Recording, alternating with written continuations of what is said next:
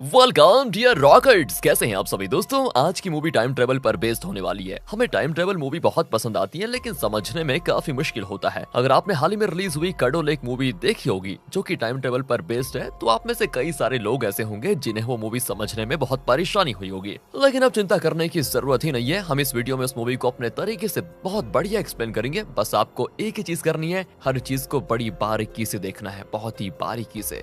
तो मूवी की शुरुआत 1999 के समय में होती है, जहां एक कार का अचानक बैलेंस बिगड़ जाता है और वो कार सीधे ब्रिज से नीचे गिर जाती है। उस कार में पेरिस नाम का बंदा अपनी माँ के साथ सवार था और उसकी माँ ही गाड़ी चला रही थी। लेकिन अचानक से उन्हें सीजर अटैक आया, जिससे कार का बैलेंस बिगड़ गया और कार ब्रिज के नीचे जा गिरी। अब पेरिस तो जैसे तैसे खुद को कार से बाहर निकाल लेता है, लेकिन बदकिस्मती से उसकी माँ वहीं पर फंसकर अपनी जान दे देती है। अब यहाँ से कहानी 2003 के समय पर मुड़ जाती है, जहाँ पेरिस की माँ को मरे हुए करीब 4 साल गुजर चुके हैं। लेकिन पेरिस आज भी डिप्रेशन में रहता है। वो इन सब का जिम्मेदार खुद को मानता है, मतलब उस एक्सीडेंट का। सोचता है कि मैं अपनी माँ को बचा नहीं पाया, अगर मैंने कोशिश की होती तो शायद मेरी माँ भी कार से बाहर आ जाती। जबकि दोस्तों वैसे पेरिस ने अपनी पूरी जान लगा दी थी, पर फिर भी वो अपनी माँ को बचा नहीं पाया। उसके पिता बैन ने उसको कई बार समझाया भी कि बेटा देखो, जो हो गया उसे भूल जाओ और जिंदगी में आगे बढ़ो, लेकिन पेरिस मान नहीं रहा होता है। और अब 2003 में पेरिस लेक वगैरह की साफ सफाई का काम करता है और अभी जो लेक सफाई करने के लिए उसकी टीम को मिला है ना, उसका नाम है कडो लेक। साथ ही पेरिस की सेल्स्टी नाम की गर्लफ्रेंड भी है, लेकिन डिप्रेशन की वजह से पेरिस उस पर उतना ध्यान नहीं दे पाता। अगले सीन में हमें 2022 का समय दिखाया जाता है, जहाँ दो बहनें एली और अना कडो लेक के पास ही रहते हैं, क्योंकि 2003 में वो लेक साफ कर दिया गया था और अभी के टाइम पर उस लेक के आसपास घर बन चुके हैं। वहीं पर एली और अना भी रहते हैं। साथ ही ये दोनों बहनें सौतेली हैं। दरअसल एली की मां ने दूसरी शादी की है और एली पहले पति से है। उसके बाद फिर एली की मां ने डैनियल से शादी की, जिसकी अना नाम की पहली बेटी है। पर डैनियल एली को भी अपनी ही बेटी की तरह प्यार करता है। लेकिन क्या है ना, एली डैनियल को बिल्कुल पसंद नहीं करती, यहाँ तक कि वो अपनी माँ से भी नाराज रहती है। सिर्फ वो अना से बहुत प्यार करती है, मानो वो परिवार में अना के अलावा किसी फैमिली मेंबर को पसंद करती ना हो। एली और अना अक्सर कडो लेक में बोटिंग करने के लिए जाया करती है, जो कि उनकी सबसे पसंदीदा चीज भी है। अब ऐसे एक दिन की बात है कि अना के दूध के दांत टूटने वाले होते हैं। तब बड़ी सावधानी से एली अना का वो दांत निकाल देती है, जिससे होता ये कि अना को थोड़ा दर्द भी हो जाता है। लेकिन अगले सीन में अना एली को एक लॉकेट दिखाती है, जो कि उसकी माँ ने उसको दिया था। वो लॉकेट पाकर अना बड़ी खुश होती है, जैसे कि उसको बहुत बढ़िया चीज मिल गई हो। तो वहीं एली अपने असली पिता का डेथ सर्टिफिकेट ढूंढ रही होती है, क्योंकि कॉलेज में एडमिशन करवाने के लिए वो वही देना चाहती है,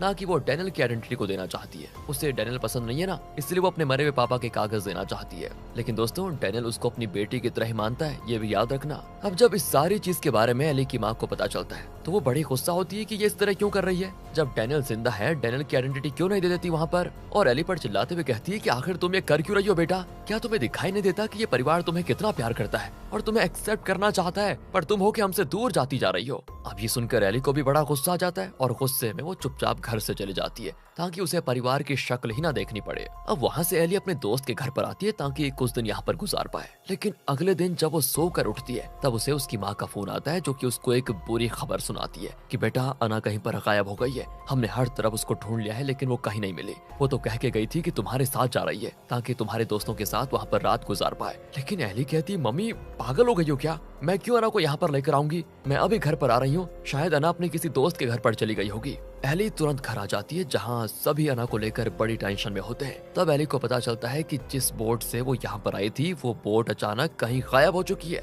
सभी इससे और ज्यादा परेशान हो जाते हैं कि ये मिस्टीरियस चीजें क्या हो रही है। एक तरफ अना कहीं गायब हो गई है, तो दूसरी ओर एली की बोट को न जाने कौन लेकर चला गया। यहाँ जाइए दोस्तों 2003 में, स्वागत है आपका 2003 में। ओके, यहाँ पेरिस कडो लेक की सफाई में लगा होता है, जहाँ लेक का पानी काफी ज्यादा कम था, तो उसे लेक की सतह पर बने जंगल वगैरह साफ दिखाई दे रहे होते हैं। इसलिए वो उन्हीं जंगलों से होता हुआ आगे बढ़ जाता है, ताकि देख सके कि कडो लेक कितना बड़ा है और उसे पूरा साफ करने में कितनी मेहनत लगेगी। ये सारी चीजें वो एनालाइज करना चाहता था। लेकिन जैसे ही वो एक जगह पर कदम रखता है, उसके हाथ काम करना ही बंद कर देते हैं, क्योंकि आज पहली बार उसे भी छोटा सा सीजर अटैक आया था। इसलिए पेरिस खुद को संभालते हुए तुरंत अपनी बोट के पास आ जाता है। लेकिन बोट वो आगे बढ़ने का नाम ही नहीं लेती, क्योंकि बोट के नीचे काफी ज्यादा कचरा फंस गया होता है। इसलिए पेरिस सारे कचरे को बाहर निकालता है। तभी उसके हाथ एक लॉकेट लगता है और उस लॉकेट को देखकर पेरिस एकदम हैरान, क्योंकि सेम ऐसा ही लॉकेट उसकी माँ के पास भी था। और दोस्तों याद है कुछ, यही लॉकेट अना भी एली को दिखा रही थी। अब अभी आप कुछ सवाल मत करना, बस देखते जाओ, मैं बाद में सब क्लियर कर दूंगा। दूसरी ओर 2022 में अना को ढूंढने के लिए सर्च ऑपरेशन शुरू किया जाता है। तो वहीं 2003 में पेरिस अपनी गर्लफ्रेंड सेल्स्टी को अपनी माँ के लॉकेट के बारे में बताता है कि मुझे वो लॉकेट कडो लेक के पास मिला और साथ ही इस साल कडो लेक का पानी काफी ज्यादा कम हो गया है। मेरे पिता ने हर वो डेट लिख रखी है जब मेरी माँ को सीजर अटैक आते थे। और तुम्हें पता है, इससे मुझे एक और हैरान कर देने वाली बात पता चली है कि जब भी मेरी माँ को सीजर अटैक आते थे उन्हीं दिनों में कडो लेक का पानी भी कम हो जाता था। आज के दिन भी बिल्कुल वैसा ही हुआ। आज भी कडो लेक का पानी कम हो गया। मेरी माँ तो इस दुनिया में नहीं रही, पर उनके बदले जब मैं कडो लेक के पास गया तो मुझे सीजर अटैक आ गया। ये सारी चीजें मुझे कोई इत्तेफाक नहीं लगती। जरूर इसके पीछे कोई बड़ा राज छुपा हुआ है और मुझे इसका पता लगाना ही होगा कि आखिर मेरी माँ को सीजर अटैक आते क्यों थे, क्योंकि उसी अटैक ने उनकी जान भी ली थी। सेल्स्टी कहती है कि यार तुम छोटी छोटी बात को ये बड़ा करने की क्यों सोच रहे हो, तुम्हारी ये बातें बिल्कुल भी सेंस नहीं रखती। देखो मुझे पता है तुमने अपनी माँ को खोया है, लेकिन अब वो जा चुकी है। उन्हें भूलने की कोशिश करो और अपने जीवन की नई शुरुआत करो यार, वरना तुम दुनिया से बिल्कुल अलग होते जाओगे। लेकिन पेरिस नहीं मानता दोस्तों। उसने तो ठान लिया था कि वो अपनी माँ के बारे में जान कर रहेगा। और अब 2022 में एली की माँ उससे कहती कि बेटा तुम क्यों हमारी मदद कर रही हो, अना को ढूंढने में है, क्योंकि तुम तो हमारे परिवार में रहती नहीं थी, तुम्हें तो हमसे कोई नाता ही नहीं रखना था, फिर क्यों। अब एली कहती कि माँ सुनिए, मैं सिर्फ अना और अपने असली पिता को अपने परिवार मानती हूँ, इसीलिए मैं अना को ढूंढने के लिए कुछ भी कर सकती हूँ। और तब एली की माँ उससे कहती है कि तुम ऐसे इंसान को अपना मानती हो, यानी कि तुम्हारा पहला बाप जो मुझे और तुम्हें बेसहारा छोड़कर चला गया था। बेटा ये बातें मैंने तुम्हें कभी नहीं बताई थी, लेकिन सच तो यह है कि तुम्हारे असली पिता एक नंबर के घटिया आदमी थे। जब तुम पता है तुम्हें, जब तुम मेरी गोद में थी तब किसी लड़की के लिए वो हम दोनों को छोड़कर भाग गया था। और तब डैनियल ही था जिसने हमें सहारा दिया, और तुम्हें वो अपनी बेटी मानता है, मगर तुम उसको अपनाने को तैयार ही नहीं हो। पर मैंने ये बात तुम्हें आज तक इसलिए नहीं बताई क्योंकि तुम्हें बुरा लग सकता था। दोस्तों ये सुनकर एली एकदम से टूट जाती है, क्योंकि उसे अपने असली पिता की सच्चाई आज जाकर पता चली। वो रोते हुए चली जाती है वहाँ से और एक बोट लेकर सीधे कडो लेक में आ जाती है, ताकि कैसे भी करके वो अना को ढूंढ पाए। अब उस लेक में एली आसपास के बने जंगल को एक्सप्लोर करती है कि शायद अना यहाँ गई होगी, वहाँ गई होगी, हर जगह उसको ढूंढती है। अब क्योंकि उसकी बोट भी गायब थी, लेकिन तभी अचानक एली को ऐसा महसूस होता है कि वो किसी वेव से गुजरी है। उसे पता तो नहीं चलता कि क्या हुआ, लेकिन महसूस जरूर होता है। उसको ऐसा लगता है जैसे वो किसी अदृश्य चीज से होकर गुजरी है। साथ ही दोस्तों इस टाइम भी कडो लेक का पानी कम है, पर एली को इन सब पर ज्यादा ध्यान नहीं होता। और काफी देर तक ढूंढने के बाद भी जब उसको अना नहीं मिलती तो वो वहाँ से घर आ जाती है, जहाँ उसे उसकी माँ और डैनियल अना के लापता होने से बड़े परेशान दिखाई दे रहे होते हैं। अब ये देखकर एली तो शॉक हो जाती है, क्योंकि जो नजारा वो अभी अपनी आंखों से देख रही है सेम वही चीज कल भी हुई थी। तो आज फिर ये लोग बिल्कुल वैसी हरकतें क्यों कर रहे हैं, ये वो सोचने लग जाती है। पर दोस्तों तब जो चीज वो खिड़की के बाहर देखती है उसको देखकर एली को लगता है 440 वॉट का झटका, क्योंकि खिड़की के बाहर उसे एक और एली दिखाई देती है, जिसे उसकी माँ ने अना के लापता होने के बारे में बताया था। उसको देखकर एली तो हैरान कि ये क्या है, ये क्या हो रहा है। बस उसे समझ आ जाता है कि वो जिस अदृश्य चीज से होकर गुजरी उसी से उसने एक दिन पहले टाइम ट्रेवल कर दिया है, और ये वो समय है जब वो अना के बारे में सुनकर घर को आ रही थी। एली समझ जाती है कि यहाँ पर अभी रुकना बिल्कुल सही नहीं है, क्योंकि दो एली को देखकर सभी लोग घबरा जाएंगे। इसीलिए वो जो एली अभी आई थी उसकी बोट को लेकर भाग जाती है। यही वजह थी दोस्तों, जब एली पिछले दिन घर को आई थी तब उसकी बोट अचानक कहीं गायब हो गई थी, क्योंकि पता है टाइम ट्रेवलर एली उस बोट को लेकर चली गई थी। अब एली फिर से कडो लेक के अंदर आ जाती है, सोचती है कहीं ऐसा ना हो जाए कि अना कहीं और दूसरी जगह टाइम ट्रेवल कर गई हो। इसीलिए वो अना को ढूंढते ढूंढते कडो लेक में पहुंच जाती है। तो वहीं यहाँ से 2003 में आ जाइए, पेरिस भी उसी कडो लेक के अंदर आया होता है दोस्तों इसी समय, ताकि ये जान ले कि उसे सीजर अटैक क्यों आता है, क्या राज है उसके पीछे का। और इधर एली जैसे ही कडो लेक में आती है उसे अना मिल जाती है, जो कि एक बोट पर सवार होती है। एली बड़ी खुश, लेकिन ज्यादा देर के लिए नहीं, क्योंकि जो दूध के दांत एली ने अना के निकाले थे वो दांत अभी तक वैसे के वैसे होते हैं। यानी कि एली अब फिर से किसी और टाइमलाइन में पहुंच चुकी है। एली तुरंत अना को लेकर घर पर पहुंचती है, और घर आकर उसे समझ में आता है कि वो करीब 1 महीने पहले के टाइम पर आ चुकी है, क्योंकि उसका उसकी माँ और डैनियल से झगड़ा हो रहा था, जैसा कि करीब 1 महीने पहले हुआ ही था। और उस दिन भी अना गायब हो गई थी और एली ने उसको ढूंढ निकाला था। यानी कि इस दिन से बिल्कुल 1 महीने के बाद फिर से अना गायब हो जाएगी। वही गायब होने वाला सीन दोस्तों जो हमने थोड़ी देर पहले देखा था। दूसरी ओर पेरिस भी उसी अदृश्य चीज की वजह से टाइम ट्रेवल कर जाता है, और जिस टाइम पर वो आया होता है इसकी जानकारी उसको नहीं होती, पर वहाँ पर उसको एक बच्ची दिखाई देती है जो घायल अवस्था में जमीन पर बेहोश पड़ी होती है। दोस्तों पता है ये बच्ची कोई और नहीं बल्कि अना ही है। जी हाँ, असली वाली अना जो गायब हुई है। पेरिस तुरंत अना को उठाकर मदद के लिए आवाज लगाता है, तब पास से गुजर रहे कुछ लोग उसको दिखाई देते हैं, इसीलिए वो उन लोगों को अना को सौंप देता है ताकि वो अना का इलाज कर पाए। फिर वो उनसे यहाँ का टाइम भी पूछता है, जिससे उसे पता चलता है कि ये समय 1952 का है, यानी कि अना 2022 में एली का पीछा करते करते कडो लेक के अंदर गई और गलती से टाइम ट्रेवल करके 1952 में पहुंच गई। समझ रहे हो ना दोस्तों, अना एली के पीछे क्यों गई? क्योंकि वो उसके दोस्तों के साथ मजे करना चाहती थी, लेकिन वो वहां नहीं जा पाई, सीधे पहुंच गई 1952 में। अब इस चीज को याद रखना दोस्तों, आगे काम आएगा। अब पेरिस इस चीज से बिल्कुल हैरान हो जाता है कि मैं ये 1952 में कैसे आ गया। वो अना को वहीं पर छोड़कर दोबारा कडो लेक में आता है ताकि फिर से टाइम ट्रेवल करके अपने 2003 वाले टाइम में आ जाए। अब एक तरफ पेरिस तो अलग अलग टाइम ट्रेवल करते जाता है, तो वहीं एली भी कडो लेक के अंदर रहकर इधर उधर टाइम ट्रेवल कर रही होती है। दोनों को पता नहीं होता कि अगली बार जब वो टाइम ट्रेवल करेंगे तो कहां पहुंच जाएंगे, क्योंकि इस पर उनका कंट्रोल है ही नहीं। और जितनी बार ये दोनों टाइम ट्रेवल करते उतनी बार उन्हें सीजर अटैक आता, यानी कि टाइम ट्रेवल करने से ही सीजर अटैक्स आते हैं। अब ऐसे ही टाइम ट्रेवल करते हुए पेरिस 2022 में उस टाइम पर पहुंच जाता है जब अना को गायब हुए करीब 3 दिन हो चुके हैं। तो उसे कडो लेक में खाली पड़ी बोट दिखाई देती है, इसीलिए वो उस पर सवार हो जाता है। और दोस्तों, ये बोट अना की ही थी। अना तो यहाँ से 1922 में ट्रेवल कर गई, लेकिन उसकी बोट 2022 में ही रह गई थी, जो कि पेरिस को मिल जाती है। और जैसे ही पेरिस उस बोट को लेकर आगे बढ़ता है, पुलिस वाले उसको रोक लेते हैं और उससे कई सवाल करने लगते हैं कि क्या ये बोट तुम्हारी है, कहाँ से मिली तुम्हें, वगैरह वगैरह। पुलिस को देखकर पेरिस डर जाता है कि यार ये कौन से टाइम की पुलिस है,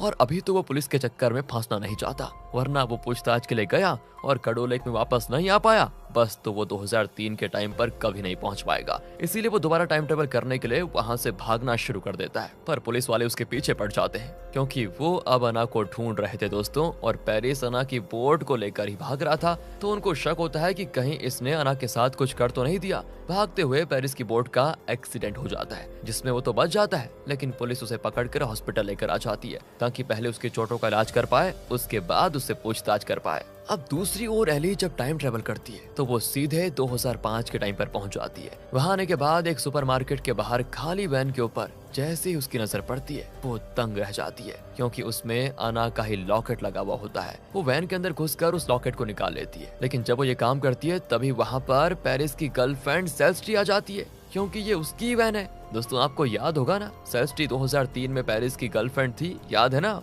एली सेल्स्टी से कहती है तुम्हारे पास ये लॉकेट कहाँ से आया, किसका है ये?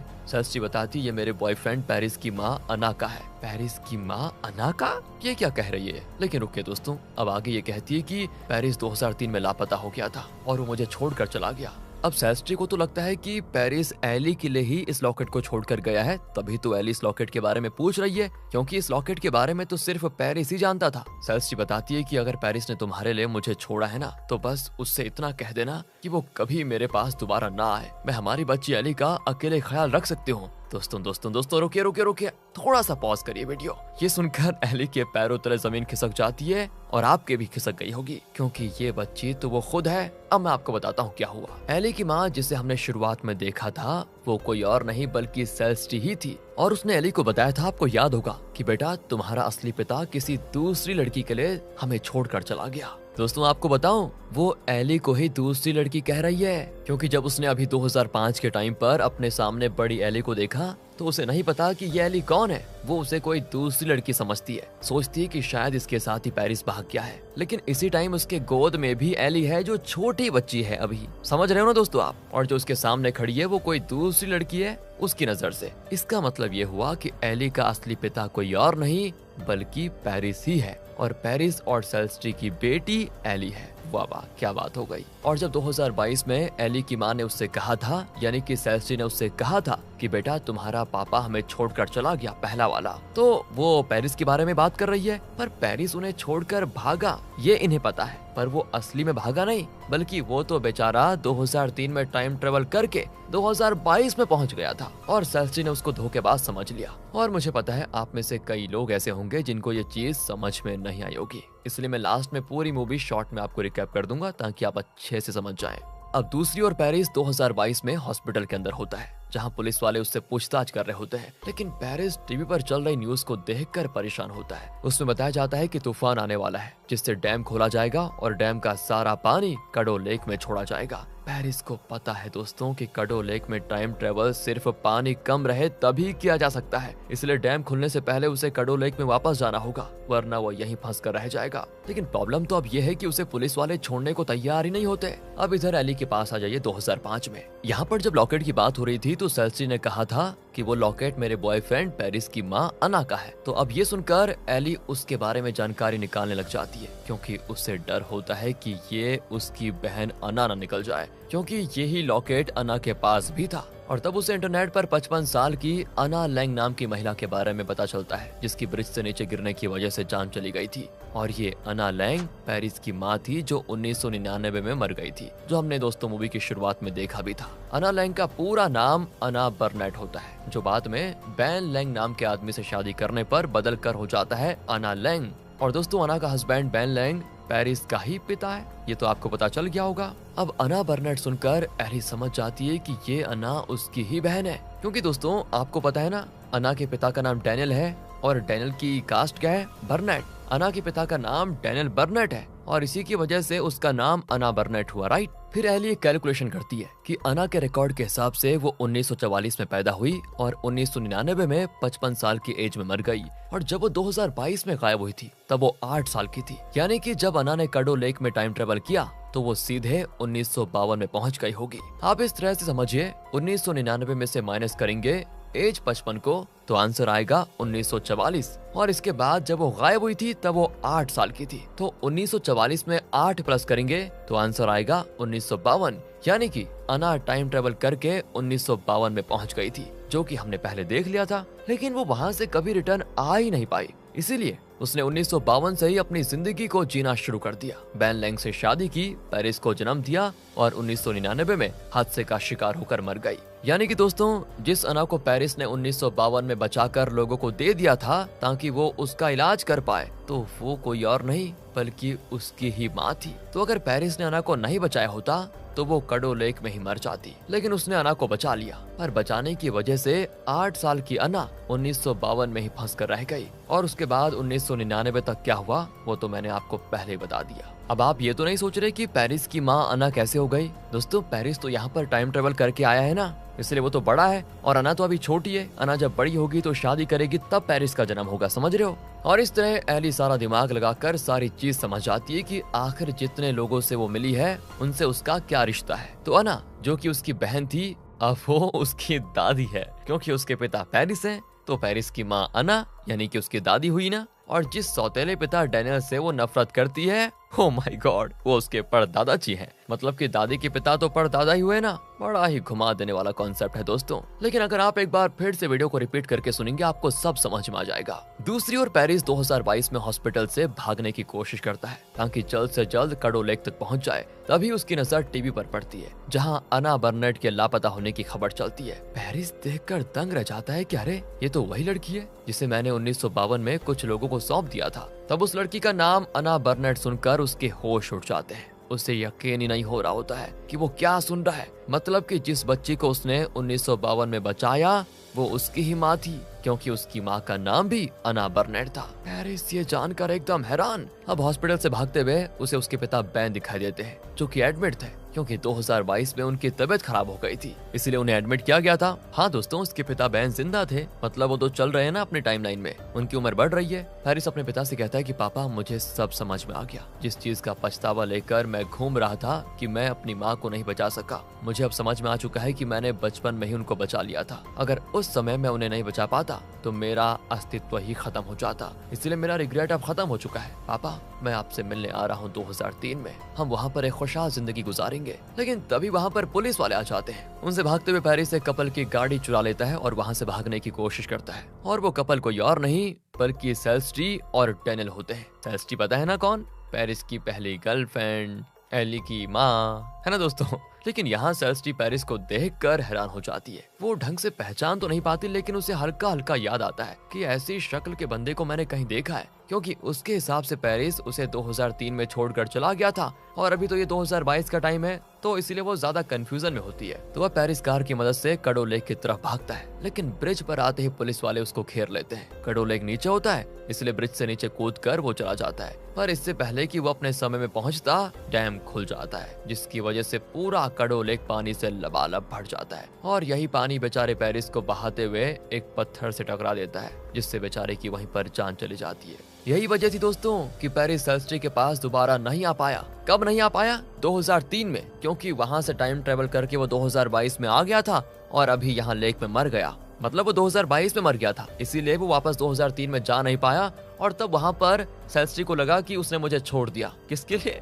एली के लिए। उस समय उसको ऐसा लगा था। और अब इधर 2005 में भी एली भागकर 2022 में जाने की कोशिश करती है, जहां आगे बढ़ते हुए उससे अना का लॉकेट गिर जाता है जो सेल्स्ट्री की वैन से उसने लिया था। और यही लॉकेट पेरिस को मिला था कडो लेक के पास। तभी वहां पर भी पानी भरने लगता है, लेकिन समय रहते एली जैसे तैसे दोबारा टाइम ट्रेवल कर जाती है, जो कि 2022 में अना के गायब होने के 3 दिन के बाद के टाइम पर आ जाती है। और ये वही दिन होता है जिस दिन पेरिस यहाँ पर मरता है। इसके बाद एली अपने सामने डैनियल को देखकर बड़ी खुश हो जाती है और अपना सारा गुस्सा खत्म करके उसे अपना भी लेती है, क्योंकि वो उसके परदादा जो हैं। साथ ही टीवी पर पेरिस की न्यूज चलती है कि अना के अपहरण में शामिल ये पेरिस नाम का बंदा, जिसके पास से अना की बोट मिली थी, उसने ब्रिज से कूदकर जान दे दी है। अब उस न्यूज को एली की माँ सेल्स्ट्री देख रही होती है। तब एली उसको सारी बात बताती है कि अना के लिए हमें टेंशन लेने की जरूरत नहीं है, उसने अपनी जिंदगी जी ली है। साथ ही वो पेरिस के बारे में भी सब कुछ सेल्स्ट्री को समझा देती है। और ये सुनकर सेल्स्ट्री की आंखों से आंसू निकल आते हैं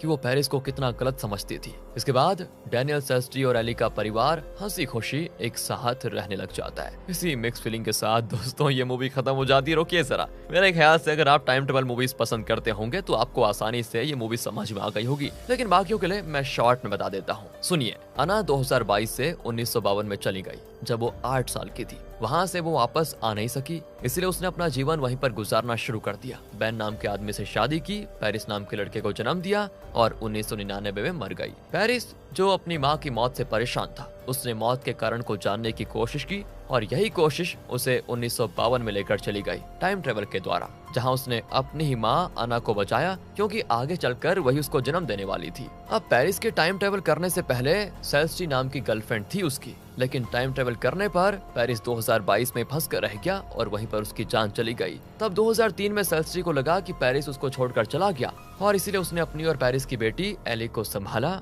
और आगे चलकर डैनियल नाम के आदमी से शादी कर ली। डैनियल की अना नाम की पहले से बेटी थी जो उसे उसकी पहली पत्नी से हुई थी। तो सेल्स्ट्री अना और एली दोनों का ख्याल रखती थी, लेकिन 2022 में अना गलती से टाइम ट्रेवल करके 1952 में पहुंच गई। अब इसके बाद क्या हुआ दोस्तों, आपको तो पता ही है यार। और फैमिली ट्री की बात करें तो एली के माता पिता पेरिस और सेल्स्ट्री थे। पेरिस के माता पिता अना और बेन थे। साथ ही उस सीजर अटैक की बात की जाए तो वो पेरिस, एली और अना तीनों को आते थे और उन तीनों ने ही टाइम ट्रेवल किया था। मूवी में बताया तो नहीं गया, लेकिन हम अंदाजा लगा सकते हैं कि टाइम ट्रेवल करने की वजह से ही सीजर की बीमारी हो जाती थी। उम्मीद है दोस्तों आपको ये मूवी समझ में आ गई होगी। बहुत बहुत मेहनत की है भाई। मिलते हैं आपसे अगली वीडियो में, ध्यान रखेगा अपना and finally thanks for watching. दोबारा देखिए यार, समझ में नहीं आई तो पर आ जाएगी आपको जरूर।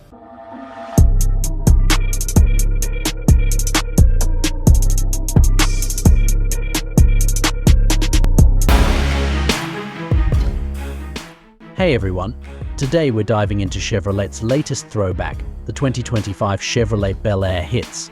This model combines some serious retro flair with advanced tech and performance. Let's see what makes this car such a head-turner. Chevrolet has brought back the Bel Air nameplate with style. The design takes inspiration from the classic Bel Airs of the 1950s but adds a modern twist. You've got those signature chrome accents, wide grille, and a slightly boxy shape that just screams retro cool. But don't be fooled, this isn't just a pretty face. Take these lights for example.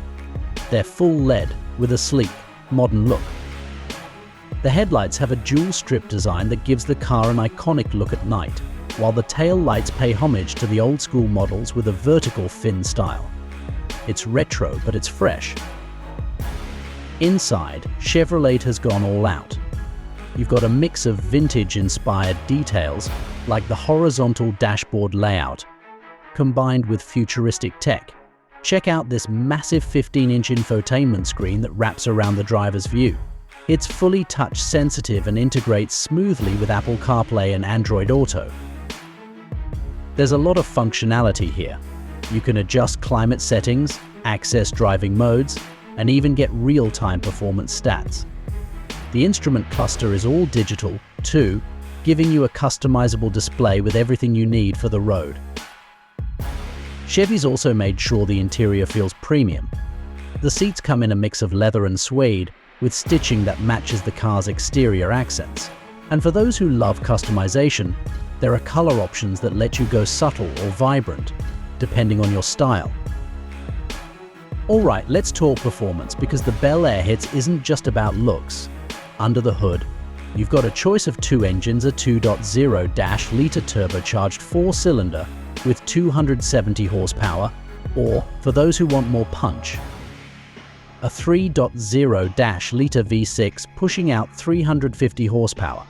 Both engines are paired with an 8-speed automatic transmission for smooth, responsive shifts. Thanks to a lightweight platform and improved suspension tuning, the Bel Air Hits offers impressive handling.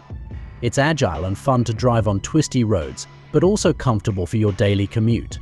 Chevrolet has equipped it with adaptive suspension, which adjusts in real time to give you the best possible ride. Now, let's talk efficiency. The 2.0L engine is optimized for fuel economy, giving you around 32 miles per gallon on the highway. Chevy has also made it more eco-friendly, with lightweight materials and a hybrid assist system that helps reduce emissions. It's a great blend of performance and responsibility. And don't worry about practicality. This car has a spacious trunk, and the rear seats fold down, so you've got plenty of room for road trips, groceries, or anything in between. So, there you have it, the 2025 Chevrolet Bel Air Hits. It's got that classic charm with all the modern tech you'd expect, plus enough performance to keep things interesting. Whether you're a fan of the original Bel Air or just looking for a unique, stylish ride, this car really delivers. Thanks for watching. Be sure to subscribe for more reviews and updates on the latest rides. Drop a comment below what's your favorite feature on the Bel Air Hits. See you next time.